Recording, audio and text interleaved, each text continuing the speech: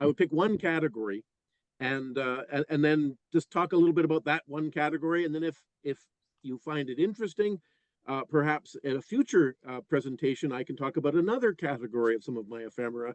And so that in the fullness of time, you maybe will see the scope of what I've got. There's a huge area in my basement that is filled with stuff, and I'm often despair what's going to happen to it when I'm gone, because my daughter has already informed me that she plans to have a dumpster at the front door, and it'll all go into it. And it was like, so hopefully not. Okay, I'm going to talk about stereo views Right. because, again, I want to be able to experience the past. And of course, photographs are wonderful ways of doing that. But I especially like when they have an additional dimension, which in this case is three dimensionality. You know, the idea that you could look at a scene and imagine that you are actually there. I mean, now, of course, you have to make some concessions. These things are typically black and white, so you know, reality isn't black and white. But that's what I want to talk about. And so, for those of you that maybe haven't seen them, and I'm sure amongst this crowd, I'm sure you've all seen them, but just to make sure, I thought I would just explain briefly what a stereo view is. Okay, it's basically a pair of photographs that were taken by two cameras close together, but not on the same spot because, well, they basically simulate what our eyes do. You know, of course, our eyes are separated by a certain distance, and therefore our brain is able to interpret two images close together and render it as three dimensionality. And so effectively, two photos can do the same. And the necessity is that those two pictures cannot be the same picture. And I know there's a tendency when you look at some of these pictures that to think, well, they look like the same picture. Well, yes, and many of them are the same picture. In fact, I'll talk a little bit about that a little later, because if you get an image where it's basically the same picture, and there were unscrupulous companies that sold these things basically with two identical pictures mounted on a card, which would therefore have no 3D effect at all. Some of them, well, I think they did their best, but they just didn't manage to do it. So here's an example of a stereo view. And I like this one because it shows a view of a very well-known building in Winnipeg, the old Bank of Montreal at the corner of Portage and Main, which of course now is no longer a part of the bank. It belongs to the Manitoba Métis Federation. They are going to be developing a heritage center in it, which I'm looking forward to. And what's particularly interesting in this view is that if you look closely to the front of the building where those big five columns are, five? Yeah, no, six, pardon me, are standing, there is a cenotaph, which is not the same one as exists there today. I know when my first thought, I thought, oh, that's the one they have the soldier standing on top of. But of course, you see no soldier, and it's also a very different plinth. It's not the same structure. And the reason is that for a period of 4 years, they didn't have that soldier. Before the soldier was put up, they had this thing. It was a temporary structure. And so that effectively then dates this photo. We don't know exactly, but it's sometime between 1920 and 1923, because that's when the temporary cenotaph was in place. And so you get these two images, and if you look closely, I always look at the boundaries of them to see if they are the same image or not. You know, so for example, on the left-hand image, if you look on the right side of the left image, you can see there's two people standing there. If you look on the right side image, there's only one person. So the pictures are shifted a little bit, and that's good. That would indicate, therefore, that there's going to be a reasonable three-dimensional effect.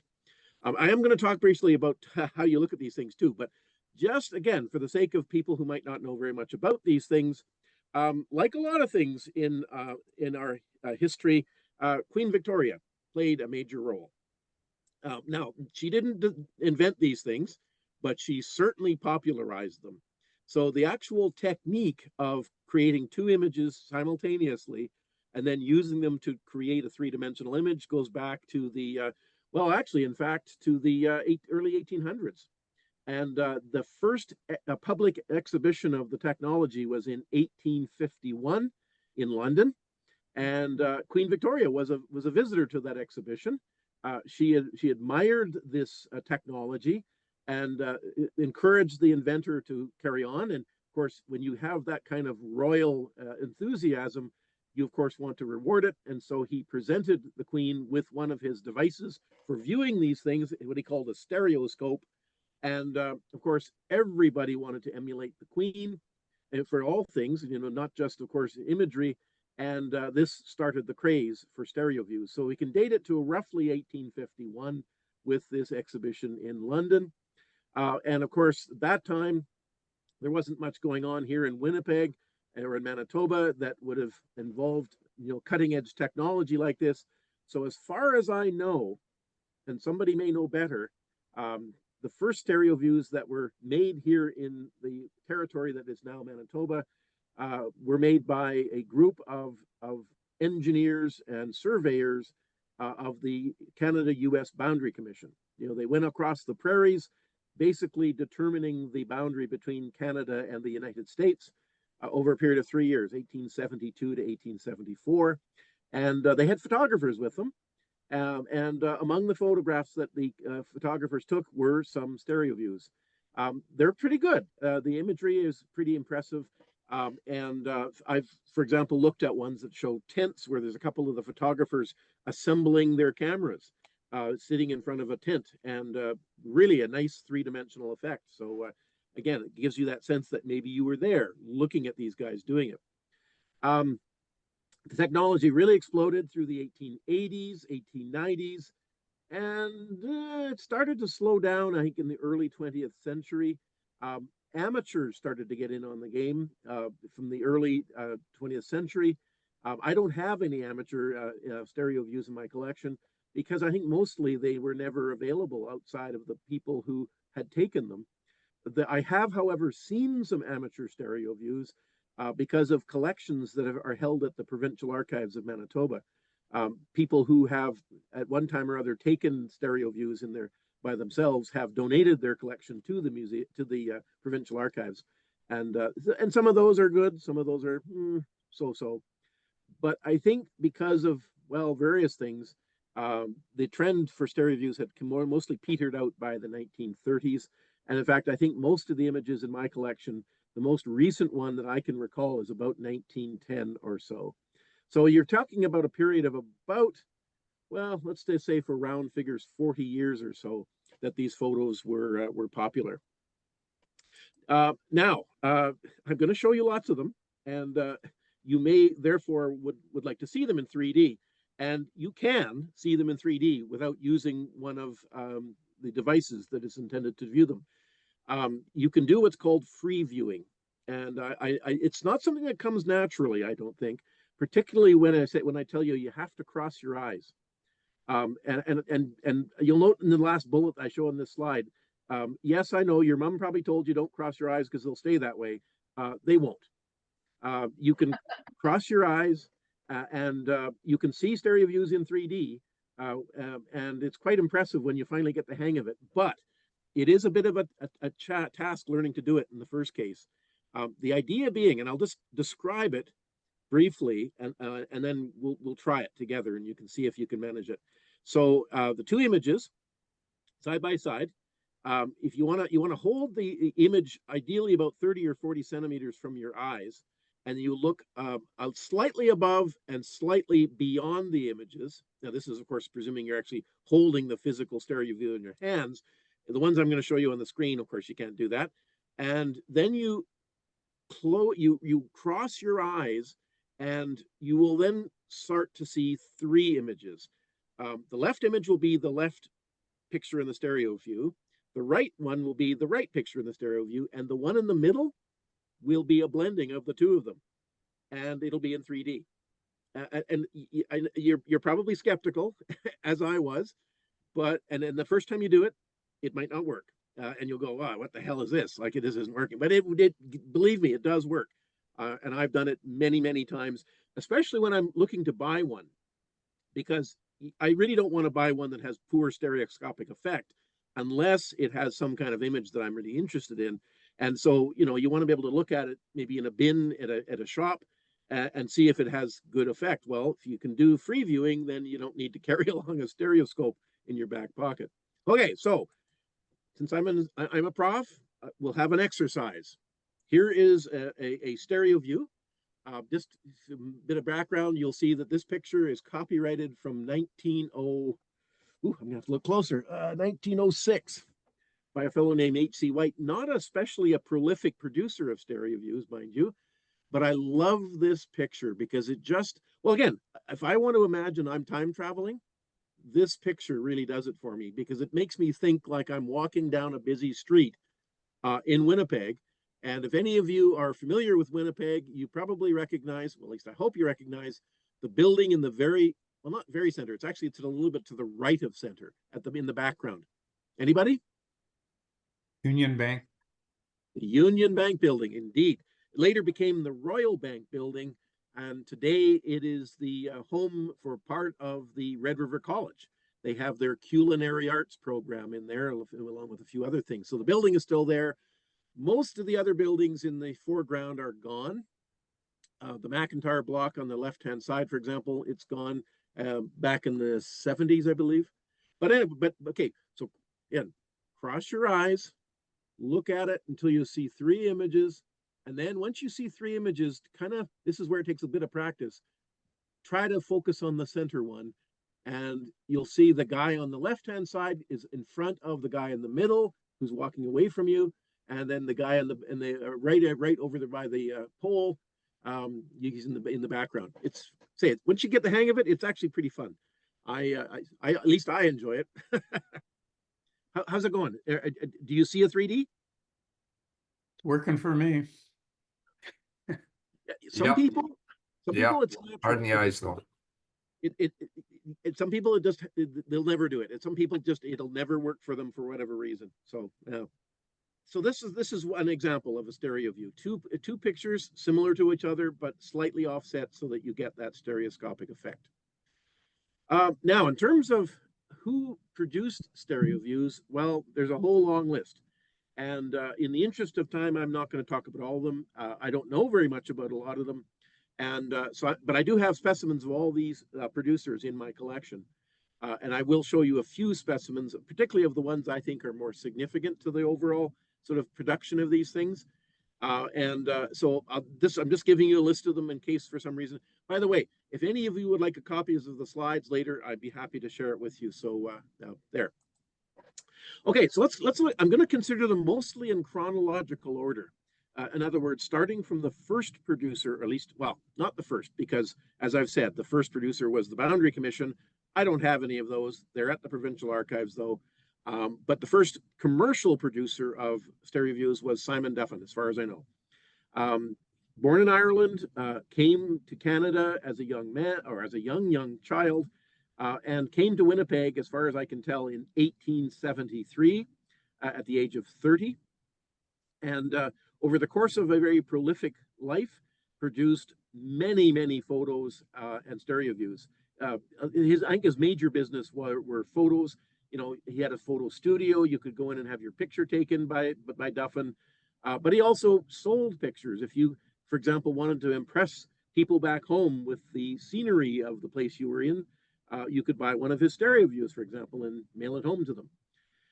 There is an interesting sidelight to this, which is that he partnered for a period of only just about 3 years with another Canadian, but one who spent most of his life in the US, a fellow named William Caswell. He was based most of his life at Grand Forks, of course, just south of the Canadian border. For some reason, he came to Winnipeg and partnered with Duffin for a few years. And the nice thing about this is then it gives you a useful indicator of chronology for if you find a stereo view made by the two of them. So I'm going to show you a few examples of their work and just to give you some sense of it. Now, a lot of these, I can't tell you the particular age because I don't know. However, I'm inclined to think that this is a very early photo, a very early stereo view. I'm thinking likely from the 1870s. And I love this picture for a variety of reasons. One is that it illustrates the problem of old photography at that time, which was the film was much slower than people, which meant that you had to stand still. This was difficult, of course, and depending on the subject matter, it was impossible. But what I find interesting about this particular image, which shows a number of Métis people standing around an ox cart alongside a river, the people, their faces are all blurry. If you were to zoom in closely, you'd see you couldn't really see their features at all, which means, therefore, that they probably moved their face during the time that Duffin was taking the image. And in fact, all three of the people that you see, four of people in this image, one of them is sort of slightly in decent focus, but the other three are all blurry, which means they all move their face. The only one that is in good, sharp focus, the ox. I always find that amusing because, you'd think if anything was uncontrollable, it would be the animal, but it was the one most reliable. So that's interesting. On the right-hand side, you can, of course, also see a shadow, and I'm almost certain this is the photographer, of course, because he would have been standing next to his large tripod camera, and so I think what we're seeing there is Duffin on the right. That's the outline of him and his head at the top, and then next to him is his tripod camera. So it's usually considered a bad form for a photographer to get caught in his own photography. But in this case, I think it's kind of cool because it, means that he actually was there taking the picture. The other thing that I find fascinating about this picture is that if you look at in the background, you can often see little tidbits that are informative. So, for example, in this case, over here behind this fellow on the right-hand side, this yellow rectangle that I've put up now, there's a building behind it. And I think it helps us to determine where this picture was taken. You'll notice that the caption on the right side of the stereo view says scenery in Manitoba and the Northwest, meaning not all of Duffin's imagery was taken in Winnipeg, and I think this one was not. I think my guess is that it's taken alongside the Red River on the west side of the Red River, and that building on the east side of the river, enclosed by the rectangle, I think is St. Peter Dynevor Church. It's appropriate to the time period. The church would have been about 20 years or so old at the time, and the outline of it is pretty much a match. The location of it relative to the river is very similar. And I just can't think of any other churches that look so similar to this one. So I'm thinking this is probably the church. And if so, then it's up near St. Andrews, north of Winnipeg, that this picture was taken. So, I'm not certain of it. I certainly wouldn't want to stake my reputation on it, but I think there aren't a lot of churches that look like that one. And this one, of course, if you zoom in on the stereo view, it's a stone church, which is very rare at this time too. So that's what I think it is. Another one of Duffin's stereo views is this one. Another example where the subjects didn't entirely cooperate, and therefore the image is a little blurry. Well, in fact, the other reason, by the way, that stereo views are sometimes blurry is that they are curved. At least the better ones are curved, curved from top to bottom. In other words, they sort of sculpted out. And depending on the cardstock that was used to mount the two photos, they can be very hard to straighten for purposes of making a copy. I tried my best with some of these and struggled. I tried some of them several times to get them flat so I could get a good clear image. And some of them I just had to accept that I was never going to get something perfect. But but in this case, the guy in the foreground, again, his face is blurry. So too bad, but the nice thing about it is that the parts that don't move, buildings, are actually quite informative. So, for example, these three buildings that I'm outlining here with ovals, they appear in another one of his images. In fact, if we were to take where the camera is sitting for this image and walk backwards a little ways, we would get to this picture. In other words, the three buildings that I circled are shown in this photograph. So the one that's in the right-hand side, that large brick three-story building, it was the facade that we saw in the previous picture. In the background is a building that is was a hotel called the Windsor House. And you might well ask, how do I know that? Well, if you zoom in really closely, and for interest of time, I won't show you the zoom in, there is a big sign on the front of it saying Windsor House. So I thought, well, that's interesting. So what more can I learn about it? And I think, as Rob and a few others know, a really wonderful source of information about Winnipeg are the Henderson directories. And they start in the 1870s. This is a page out of one from 1880. And what you see here, circled by the yellow rectangle, or by the yellow oval rather, is the entry for the Windsor House. It was a hotel at the corner of Main and Market. Now, what's a little surprising is the number next to it, which was the street number on Main. I think they must have renumbered Main at some time, because 379 Main, I don't think corresponds to the corner of Main and Market today. But what's cool about it, the listing here, is that it does tell us who was in residence at the time that they did the census for the Henderson directory. There was an accountant, there was a trader, a tailor, a clerk, another trader, two more traders. So yeah, gives you some insight to what was going on in the Windsor House. Another example is this view. You'll notice in this case, this is by Duffin and Caswell. So this is when Duffin was collaborating with Caswell. So then again, it dates it rather nicely to the period from 1877 to 1880. And in the background is another one of the main hotels. Of course, there were hotels springing up along Main Street because Winnipeg was really starting to boom. And of course, they needed temporary accommodation. So this one, in this case, if you zoom in closely enough, you can read the sign on its front. It was the Rawson House on Main Street. And I thought that's kind of cool. And likewise, you can look in the Henderson directories and see details about the Rawson House. But what is also neat about this one is if you look really closely, well, in fact, here, I'll just put a rectangle around it.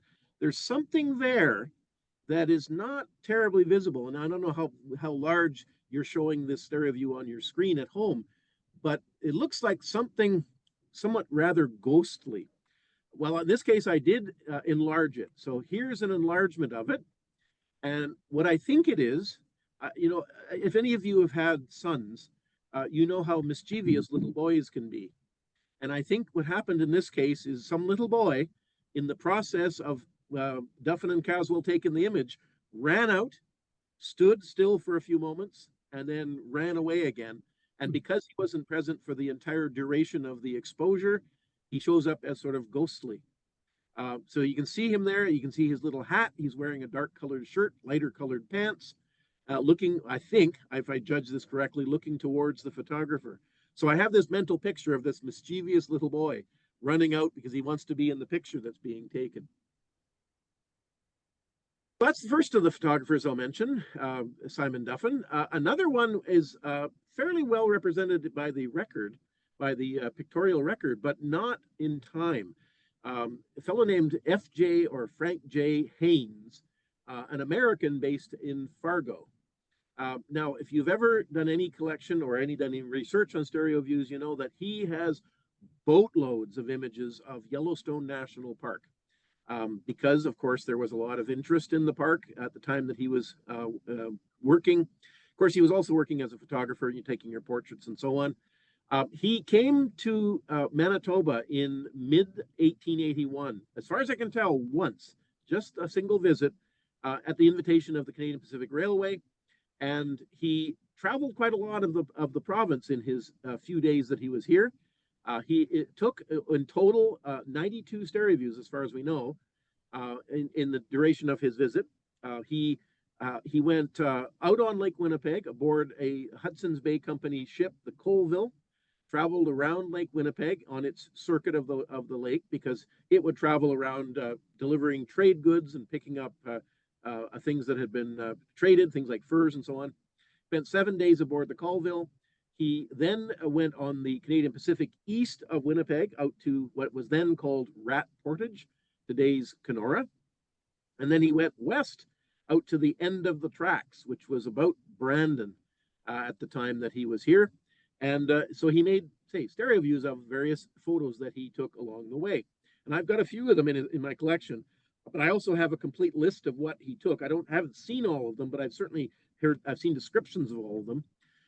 Here is one of his images at, well, if you read the caption on the bottom of the right-hand image, It says 774, which was his inventory number.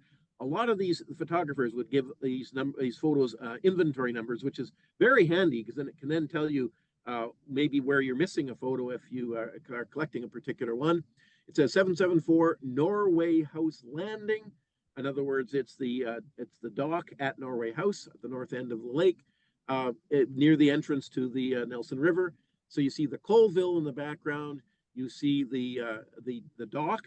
And in case you're wondering, you may not be able to see it terribly easily because it's not zoomed in, but all those things that seem to be standing upright on the dock are people.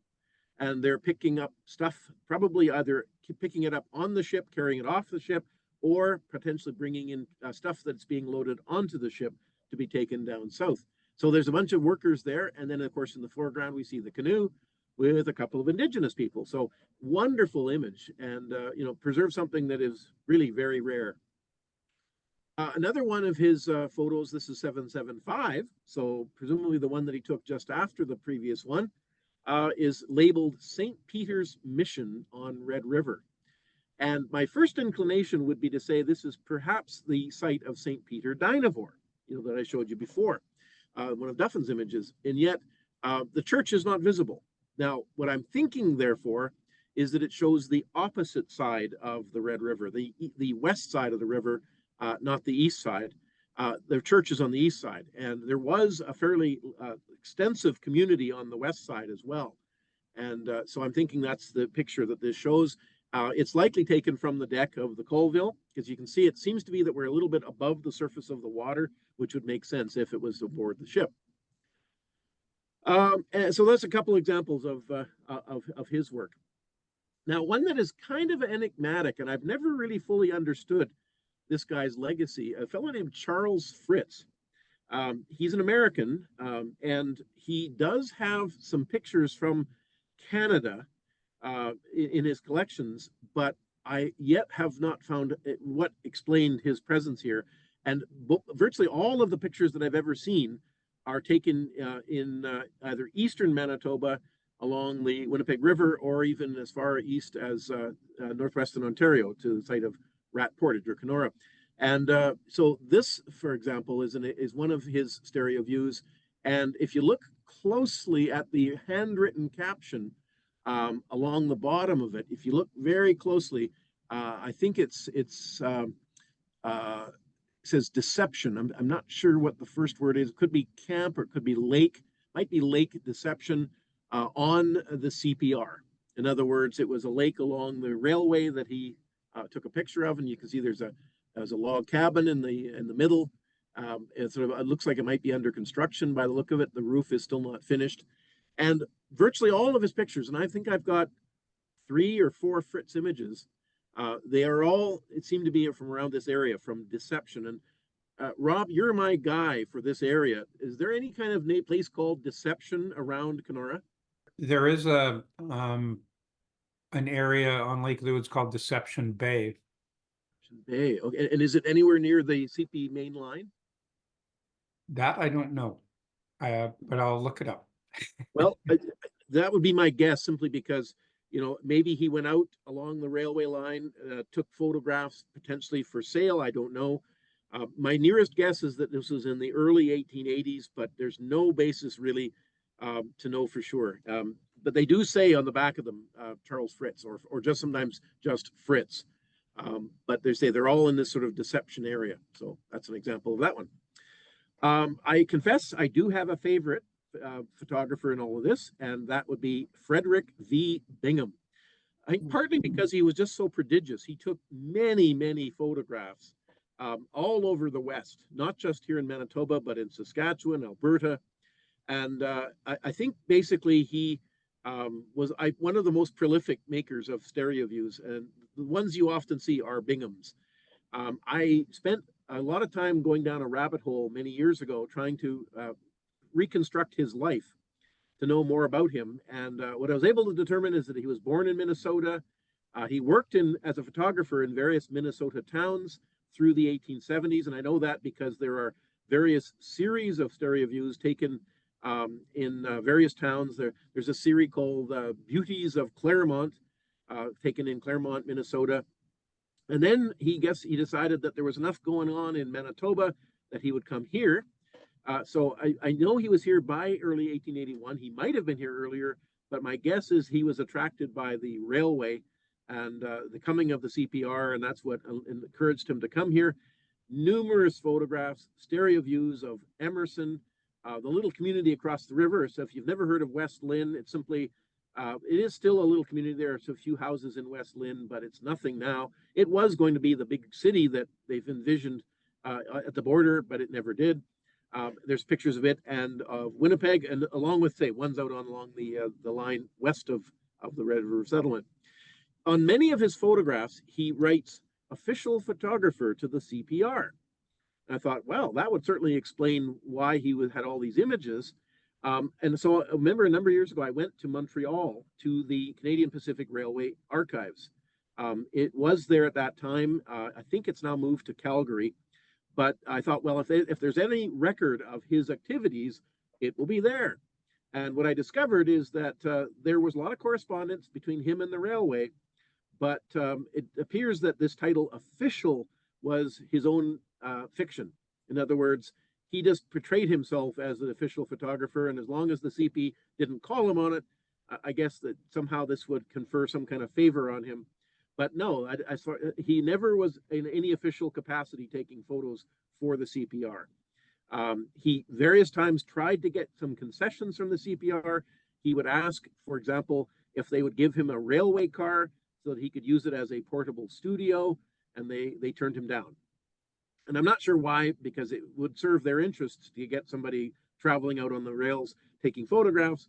I think it was probably because there were so many other photographers there at the same time that they didn't want to, preferentially treat one more than the others.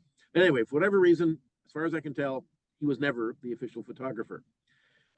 He later moved to the United States, returned to the United States. He was in California by 1895, and he operated a photo supply store, selling film and other photographic supplies to probably mostly to amateurs. And he died in California in 1929. And was largely forgotten. So I think he deserves to be better known because he took some really incredible images of the early Winnipeg and then, of course, along the CP out west as well. So I'll just show you a few of my Binghams. I have a fairly large number. I probably have about 20 Binghams, perhaps. And here's one of them. And I have made an effort in some cases to do a little more research, in other cases not. This picture, I thought when I first saw it, I knew the building, but it turned out I was mistaken, mainly because it's sort of a wedge-shaped building. It was sitting on a lot that was kind of regularly shaped, so they built a building to match it. And there are still a couple of wedge-shaped buildings in Winnipeg, and I thought perhaps this was one of them, but it's not. So it clearly is a building that is now gone. It is labeled Potter House, comma, Carter Smith and Company. So I'm assuming that Potter House is the name of the building, and then Carter Smith and Company is one of its occupants. But I don't know much more than that. I confess I haven't spent much time doing research on it. But it's a nice image. It's nice and clear, and it shows that early Winnipeg, just as the big boom of 1881, 1882 is occurring. Because I think most of Bingham's images are taken sometime in 81 or 82. Here's one outside of Winnipeg. This is actually at Emerson, showing a bridge, a railway bridge across the river, and also a steamboat on the just at the crossing. You can see that it was an example of one of the bridges designed to pivot to allow steamboats to pass underneath. And then over on the left-hand side, there's a fellow in a small rowboat. Cool image, and it's rather different than most of other Bingham's work in that the cardstock on which the photos are mounted is quite different. It's a different color, it's different size, and it doesn't have the labeling that most of Bingham's do. So I'm not quite sure why this one is a different series. Maybe he did this at a different time. I just don't know enough about his work yet. But here's another cool image. This one is probably taken out west. It shows, of course, in the background a train standing still. In the foreground, a fellow striking a pose. I sort of envision him as being sort of a bit of a dandy.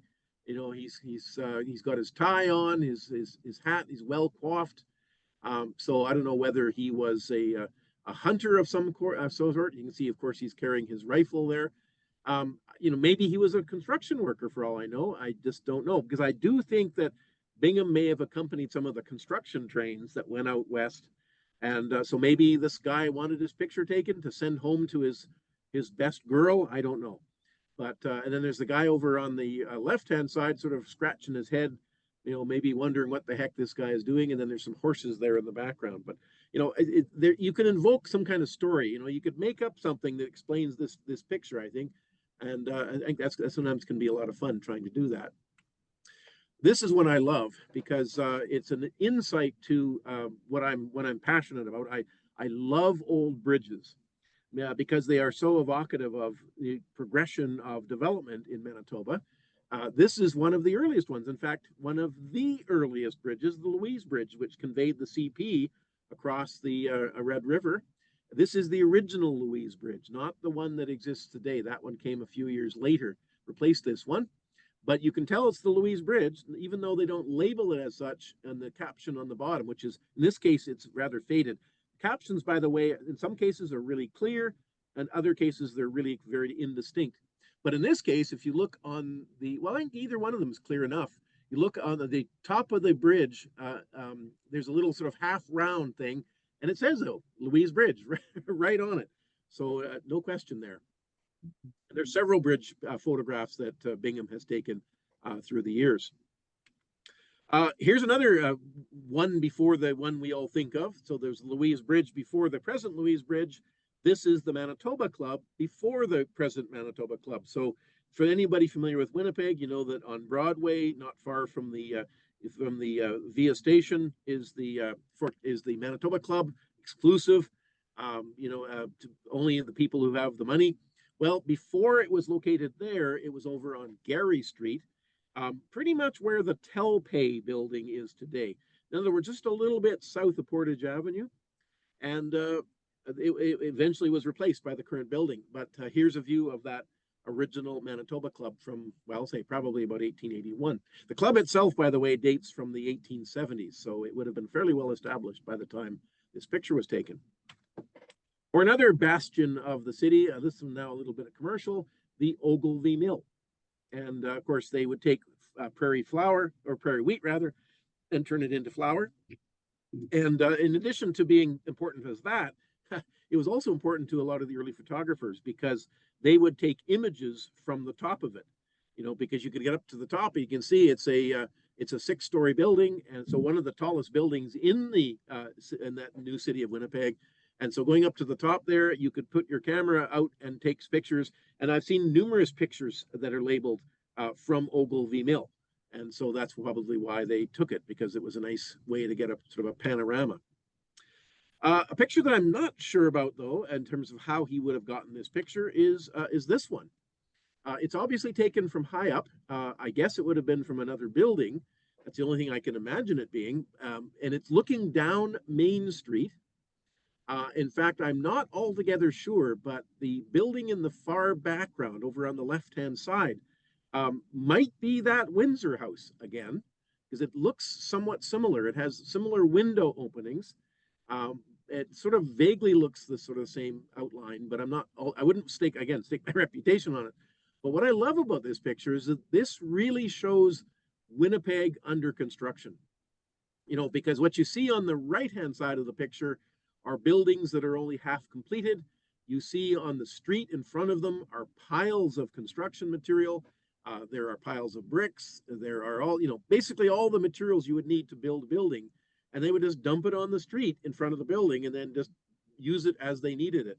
So, of course, people were forced to go around it. And you can see there's some horse and wagons going up and down the street. And of course, they're moving. And that's why some of them are blurry, because, of course, you don't capture that image. But Bingham has at least 3 or 4 of these images looking up and down Main Street, showing it, just as it's starting to develop, from what it had been when that first image that I showed you of Duffins was taken. A lot more buildings were being thrown up. So a cool image. Now, this is a bit of and I'm maybe going to see what you think of it. It's an interesting picture, and I'm not altogether sure what it shows. So, of course, you see in the foreground, there's a table with a couple of chairs. In the background behind that table is another table, a longer table with many more chairs, and it looks like it's been set for a meal, perhaps. On the left-hand side of the picture, you see a number of doorways. At least I see a number of doorways. There's a picture mounted on the wall between a couple of the doorways. In the background, you can see there's a curtain that encloses another area to the back. On the right-hand side, there's a picture, but then a little bit, but midway back, there is a sign on the wall. I'm just going to circle it here on the right-hand image, and it says meal tickets.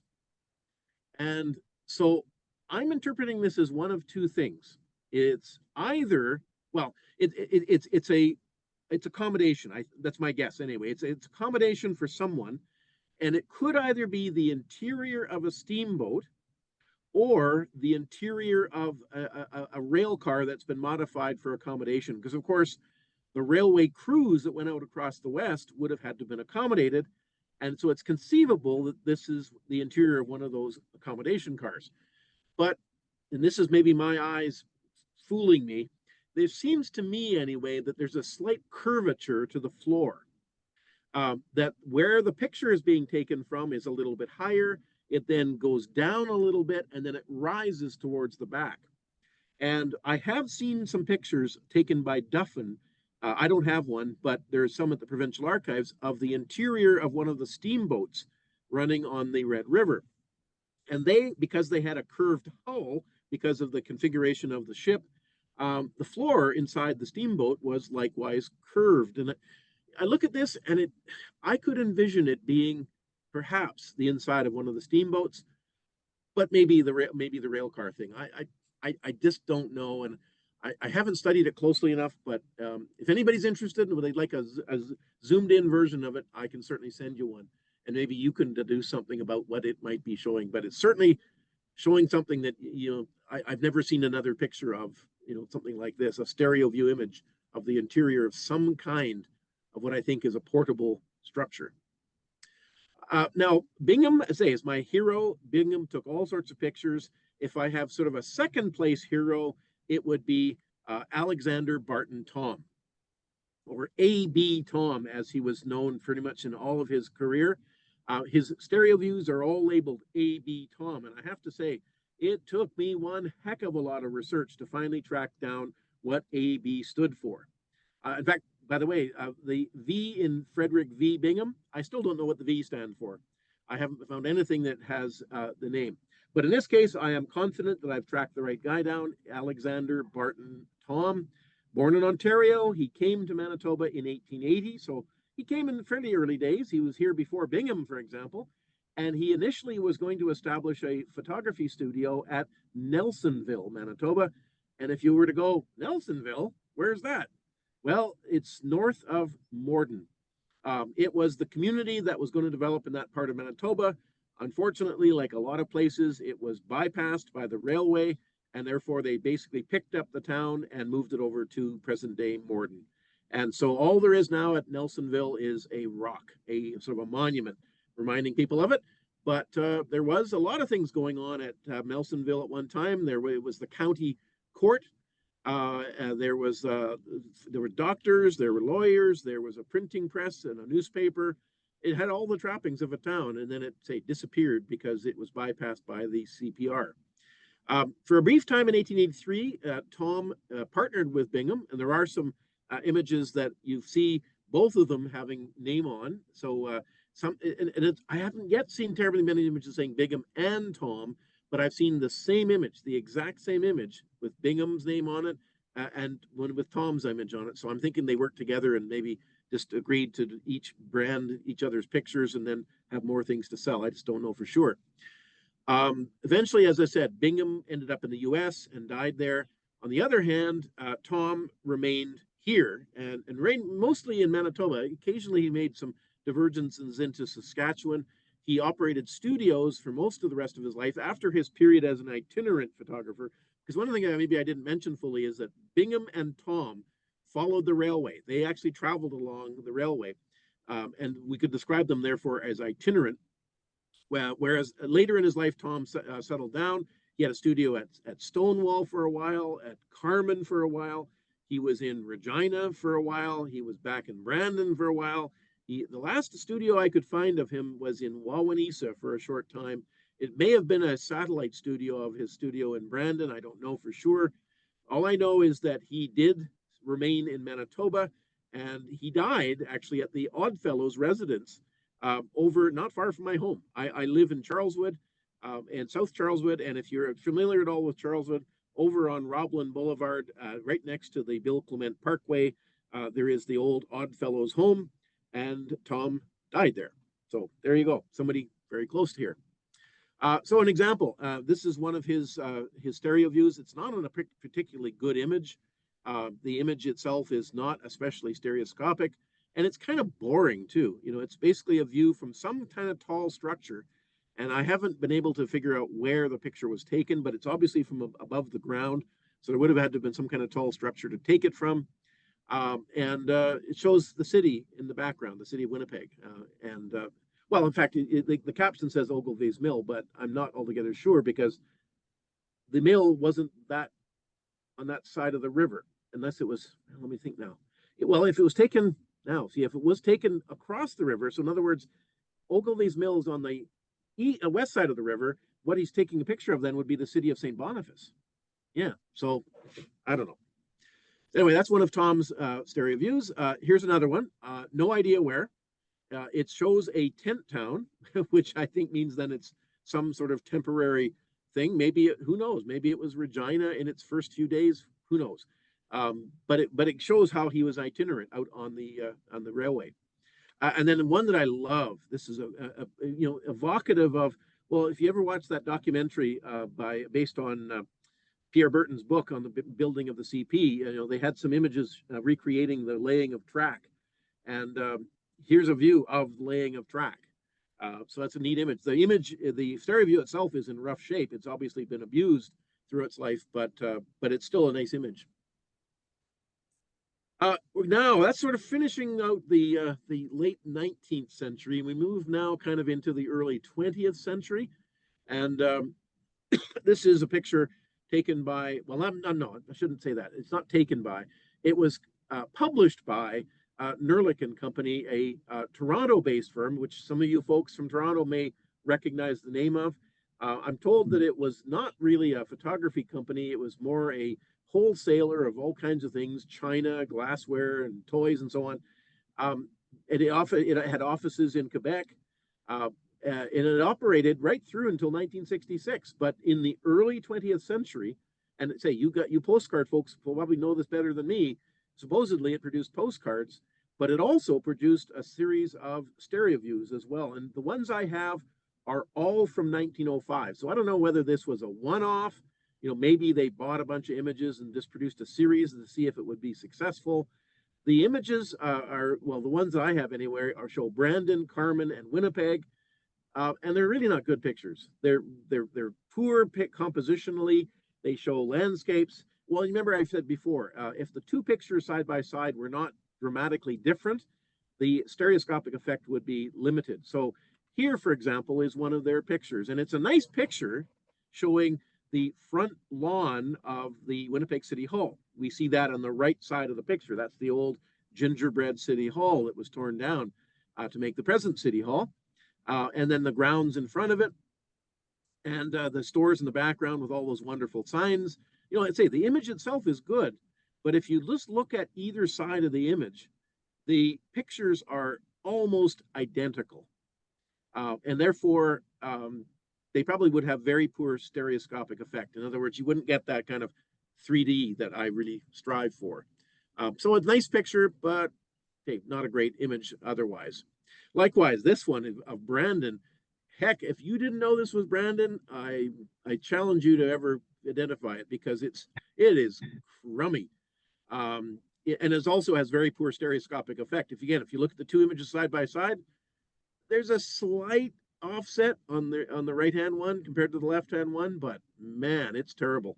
And it's so poorly composed that you really can't see much in the city of Brandon in the background. But I bought it because it showed Brandon, and there aren't many. There are some stereo views of Brandon. There's not nearly as many as Winnipeg, as you might imagine, but I bought it for that reason. And likewise for Carman, it must have been taken, I suppose, from the top of the grain elevator, because it's obviously taken from above the ground by a considerable distance.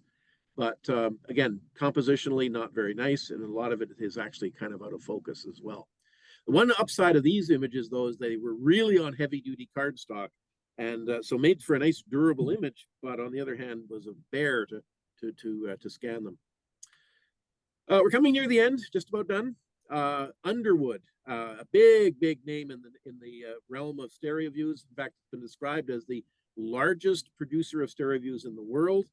It operated out of New York City, and they sent, well, it's kind of like the Valentine of the postcard world, I suppose. And eventually they sold their inventory, their catalog of stereo views to another company that published them under the name of Keystone View. This is from the 1920s and later. So if you ever see Underwood or Keystone View, they're basically the same collection. But again, I think it kind of like Nerlich. They didn't actually take the pictures; they simply commissioned photographers to go out. So here's an example of an Underwood, and it shows the same scene as the previous one. It shows the front lawn of the Winnipeg City Hall. You don't see the City Hall building; it's over out of the picture on the right-hand side. You see those same sort of signs. You can compare them; they aren't quite the same, so that's kind of neat. It shows the changes that occurred in signs over time. And the other thing you can see in this picture is the Volunteers Monument, that sort of spire in the sort of leftish side of the picture, which today stands in front of the Manitoba Museum, next to the planetarium. But it used to stand on the grounds of the City Hall. So that's a cool image. The copyright notice on this is 1900, and that sounds about right, sort of time-wise. Another one of the Underwood images is this one. Shows a couple of gentlemen threshing grain. Nice dynamic image. I'm not sure how they quite did it, because even the grain is not in bad focus. The stuff that's coming out the end of the spout there into the waiting box. The gentleman that's holding the bag there. But it's a nice image. It's relatively clear. Another outsider is the Ackerman brothers from New York City. I have no information on them. If anybody knows anything about the Ackermans, I'd love to hear about it. The only images I have are from Winnipeg and from Brandon, but they are kind of nice images. The one on that I'm showing you right now is Brandon. It shows a view looking down Rosser Avenue, and it's kind of the counterpart to the one I showed you at the beginning of Winnipeg. Shows just people walking down the street, or the horse and wagon down Rosser. And again, you can sort of squint and imagine yourself transported back in time to the streets of Brandon. The last slide I'll show you is, of course, Eaton's. And I think we all have an understanding of the history of Eaton's, that it was everybody's department store, that it had all kinds of things that it would sell for years and years and years.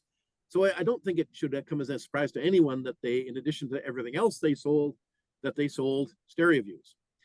What I find a little interesting is that they sold two kinds of stereo views. The better quality ones were actual photographs. So the example that I'm showing you on the left is a real photograph stereo view. And I bought this one because I'm a sucker for the subject matter. It's the town of Starbuck, which is, of course, a town that's outside of Winnipeg, about 25 minutes or so. It's where my people are from. My great-grandfather farmed near Starbuck. And in fact, the church that you see in the background was the one that my parents attended until it burned down a few years ago. It was originally a Methodist church. It later became a United church, and it's now gone. There's a bridge in the foreground as well. And so I bought it mainly because it showed Starbuck, but also because it's a nice example of an Eaton's stereo view. On the right-hand side is the other kind that they produced, which were printed. In other words, they weren't done photographically, and therefore they are, well, halftones. They're patterns of dots. Now, they're very good halftones, I have to say. So they're really good. I thought initially when I first saw this that they would have a terrible stereoscopic effect, but they do have really good stereoscopic effect. And this is one of a set of 50 that they were produced. I don't think there were any more, but I could be wrong. But I have a set of 50 of them. They are numbered from 1 through 50. That's why I think there were only 50, because the set that I have ends at 50, but who knows? Maybe somebody else has a collection starting at 51 that I've never seen. But they're wonderful in the sense that if you ever wanted to see what the Eaton's store looked like, when it was first opened back in what, that 1904, 1905. Man, just looking at these stereo views would give you a, you know, almost the same sense that you would have got if you'd walked around the store, because there's everything in this collection. I mean, and it's, by the way, it's not also just the inside of the store. They have ones that the exterior. They also have a few others that are not showing the Eaton store. I guess they just wanted to, you know, show other parts of Winnipeg as well. But wonderful things. So here's a view, for example, of the hardware department, showing all the bathtubs in the foreground, the wood stoves in the middle there. You know, if you zoom in on this, you can get all sorts of interesting detail on how they filled that huge store on Portage Avenue with stuff. And I say they have a really good stereoscopic effect. I wasn't expecting much considering they were halftones, but they really do well. So that's it. That's what I wanted to show you. It's a stereo views, I think, are cool in the sense that they preserve something rare in a way that you just don't get any other way. You know, the idea that you could almost imagine yourself transported back in time when you sort of imagine yourself walking down a busy street or paddling in a canoe or whatever. So that's it for now. Thank you for your attention. Thank you. Thanks, Gord, that was That was Very great. good, Gord. Loved it. Very good. Really enjoyed that. Thank you. Jill, you're welcome. And I could mention, there's another, I think he's still a Postcard Club member, Celio Barreto, and he collects stereo view cards. And I had asked him at one point if there was some way to straighten them. And what he told me is they were made that he collects them. So he's got, I don't know how many, but he told me they were made that way deliberately so that they could stack them up. And they didn't stack as well. They didn't stack as nicely when they were flat. So we also heard that the curvature was also intended to enhance the stereoscopic effect, but the degree of curvature varies an awful lot. Some of them are extremely curved, and others, well, are basically flat. You know, like in this case, the Eaton's ones, the real photo one has a bit of a curve to it, whereas the halftone ones, they're basically flat. Yeah, that's what I find too. I have the Eaton's ones as well, and I mean, just the information on the back of the Eaton's cards is spectacular. I mean, you could put that in. That could make a book. It's so long. Yep. Each one has like a couple hundred words or more, a description of what's on the front. So. Yep, for sure. Yeah. But they did a Toronto one too. So there's a Toronto Eaton's and a Winnipeg Eaton's. So I think some of the cards, like the ones where they show their facilities in London, and I think some of those were maybe common to the two sets. I don't know. I don't know if anybody has catalogs from that period, but I'm just wondering if they used the same photos in both the stereoscopes and the catalogs. Interesting to know. Yeah. Well, the stereo views are showing a lot of the ways that they produce. Like they show people in their mailing department, all the ladies, you know, stuffing envelopes and like every single step on the way to getting their product made, because they made all their own stuff right in the factory, which was right there. As they had in Toronto, they had a factory. So they made tons of stuff, like even carriages they made there. And of course the houses too that they sold. Oh, yes, the houses. I mean, they made, Yeah. they were a vertically integrated business, you know, to the extreme. Anyway, yeah, that's amazing, Gord. Like those pictures of the Binghams and so forth, those are amazing. Yeah, say Bingham, I think, is the one that deserves most of the credit. He has got some just incredible images of things that I've never seen any other images of, and they're quite common. Like if you ever see a sale somewhere for a stereo view, it's often a Bingham, because he must have produced so many of them. I don't know, other than there was a revival of stereo photography quite a bit later. That was like in the mid to late 40s. And it went on for, I don't know, maybe about 10 or 15 years. But they didn't produce photos, unfortunately. What they produced were slides, color slides. There is a modern analog. I saw it online just the other day, where they have two Raspberry Pis, which are little like integrated circuits, and with a camera attached, and they put them together, and then they take two images, but then they process them to produce an image that you can view, I think, with polarizing lenses, like with glasses that have polarizing lenses in them, and then it shows as a three-dimensional image. So there is a modern, like a right up to today version of these things. They haven't gone away completely. No, I guess the Viewmaster might be labeled as a modern version of stereoscope. Yep. And I don't know, when did this first Viewmasters come out? I always think of them as a thing from the 50s or 60s, but Yeah, that's kind of what I think too. Yeah.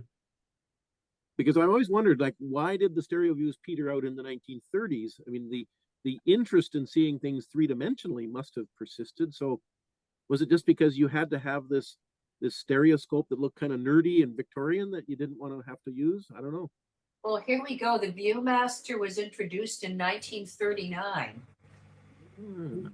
So I did not know it went back that far.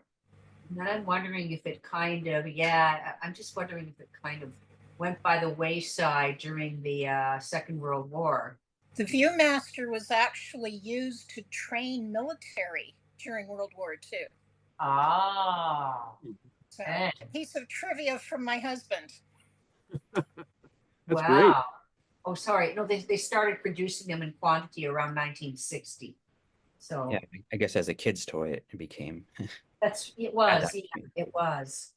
But they did sell them in 1939 New York World's Fair. And I actually have a hand-me-down from my cousin who was about 15 years older than me. I got it around 1955 when I was very young, and it was one of the early Bakelite models. Nice. Did it use the same, like the same, I don't know what you would call them, but you know, those circular things? Yep. Yes. Yeah, it's So the Really design didn't identical. really Yeah. change. I bought one about 6 years ago on Amazon just because I wanted to have them from several points in time, and they're identical. The slides now are all Disney. Mine were much different. And then again, there was a system called Magic Lantern that I think would be stereoscope. I don't know if anybody's ever heard of that. They're Yeah.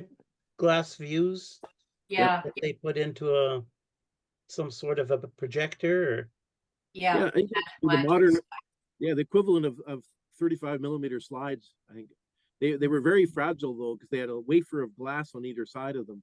I've got a few Magic Lanterns, and boy, you have to be careful because they break very easily. Oh boy. I'm still trying to research it a little bit more, but I learned that there was also a projector made for postcards. Yes, I actually I had a chance to buy one of them once, and I turned it down. And Really? to this day, I'm kicking myself. Okay, you can't come to our meetings anymore. And there was they were like, there was a retailer of them in Winnipeg. What was this? Israel, what's his? Andrew, do you know? Beneto? Beneto? Israel Beneto was one of the fellows that operated a photo supplies place. It was anyways, I'll get it. I'll dig it out. Once I find a better picture of one. How did they work, Rob? Like, how did they actually I project? think they worked like the projector that I had as a kid, which I can't remember what it was called. It was this black thing, and you could draw a picture and you could put it on there, or you could take a photograph and put it in and just put it up on the wall. It was just some mirrors. Mirrors. Inside it. So it was kind of light. There was a I'll be light able in to it. find out for you in a few weeks. Yeah. Yeah, that was kind of like an overhead thing, right? That's the same kind of thing, except the light didn't come from the bottom. Yeah. But yeah. There was one up for auction here about 6 months ago on one of the sites I was on. I didn't Really? pick it up. I guess I should have. Well, if you see Gordon, one and you don't go for it, let me know. Sounds good. Gordon, the one question I had, that one picture of Norway House Landing, Yes. would that probably be Warren's Landing rather than Norway House? Because it doesn't look like Norway House. I don't think they would have gotten that big boat up the Nelson to Norway House itself. You're familiar with that area? Yeah, I agree. That's what. Yeah, I'm not sure the caption is entirely accurate, but yes, you're right. It likely was Warren's Landing. Yeah, and that's what, 35 miles south of Norway House itself. Yeah. Although, on the other hand, the HBC would have probably wanted to go to Norway House because that's where they had all of their trading facilities, their warehouses and so on. Yeah, but So- bringing that boat up through Play Green, I think Play Green Lake would have been next to impossible. I've boated down there, and although they do have the channel marked off now, that channel is quite treacherous. So anything with any sort of draft would be in trouble. They could just York boat it from Warren's Landing, but I don't know if you've ever done any research on whether or not they pulled the York boat up from Warren's Landing to the main facility at Norway House. I don't know, I'm afraid. Was there not a small narrow gauge railroad that No, that serviced was- the Hudson Bay Company from the lake? That was at Grand Rapids, I think, Butch. Yeah, I it thought was they had Grand one at Rapids. Norway House as well. Did they? Because the very first railway in Western Canada was that one around the rapids on the Saskatchewan River, on the west side of the lake. There was a small gauge railway there, but you're right, there could have well been one on the east side as well. I was up there umpiring one time, and a guy was telling me that they used to have a narrow gauge railway that went right up to the Hudson Bay trading post, and I lived there for be. 4 years, and I don't remember anyone ever talking about a railway. There was a little bit of a tramway between Molson and I'll scream it out at 3 o'clock in the morning. But Molson Lake and towards Oxford House, there was a tramway there by the HBC. Just a question, Gord. With postcards, Kodak made it possible for amateurs to produce their own, real photo postcards fairly easily in primitive conditions sometimes. Was there anything like that for stereo views?